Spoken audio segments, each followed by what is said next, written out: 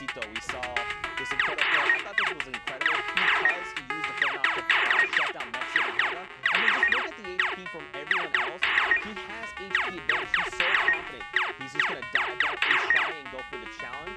Even if the player had traded out, he would have been in a pretty good state either way. So it was a pretty good game for these players. I mean, it's fine with them. You know everyone's showing up big, making plays. Insane to have the confidence to drop on down. Big play, but guys, I'm not going to hold this up. We've got our final games from the European region. Who will make it before our World Cup finals? Let's find out. Thank you so much, Courage. Also, just want to give a shout out real quick to the guy running the AR wall. Whoever picked the screen that was right there, the way the two lines lined up to the black floor. It would be, I was sitting here and I'm like, all right, that's a cool shot. So, hashtag Fortnite World Cup. We give a bunch of love to the observers. Give him some love right there. Great screen. But now we're on court. These are the absolute final matches. Queue times are done. We are in Europe. 8 spots up for grabs for the Fortnite World Cup final. This is your last opportunity. If you are one of the best, you need to prove it right now, or you will not be on that stage. You won't be playing with Chifu, with Extra Jordan, with Stompy, and 6th grade trying to make a case for being there as he picks up Z-Grid and then gets on his rotation. Ridiculous. Between games there a while, everyone was watching the quick replay analysis.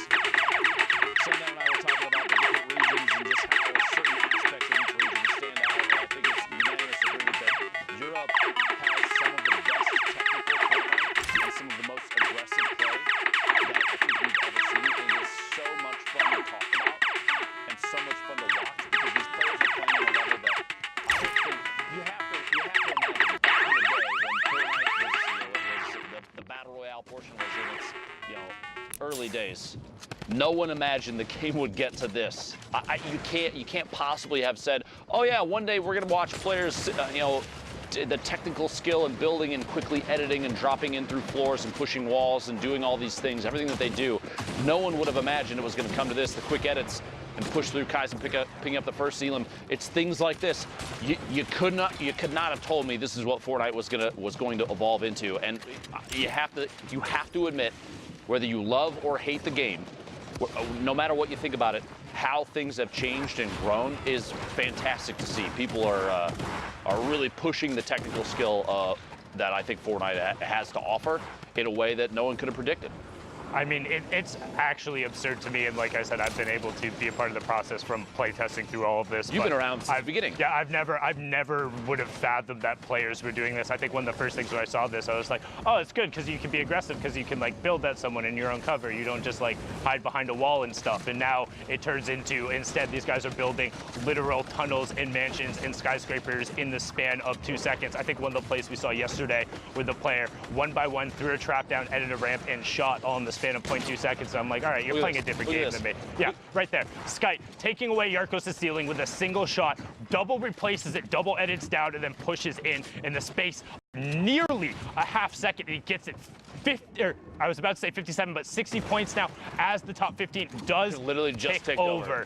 The player gets taken down and Skype creeping up into that qualification range. Again, top 8 players will go, and this is the last shot.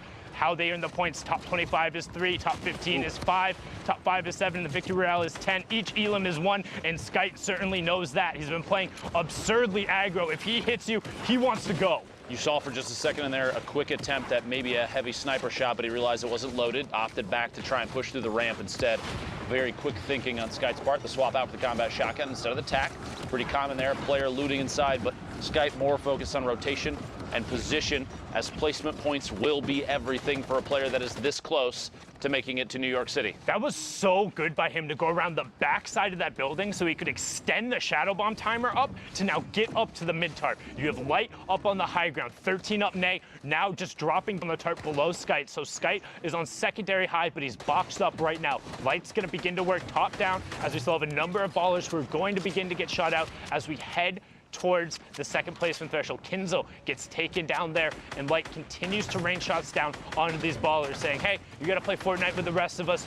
Burn your mask, get out of there. Top 15 is on the board. John22 on Twitch picks up Calzo. Uno OG goes down, and Light continues to check his top, make sure he's safe, and then rain shots down. Dalo gets taken out as we get closer and closer to the top 10.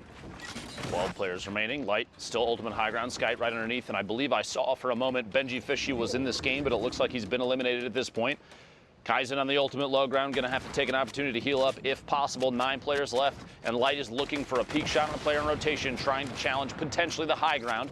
The pyramid of the play underneath kind of signals to me maybe not pushing up just yet, and I think Light realizes that, taking a chance to look down at maybe other players in the move, and yeah, he sees another one.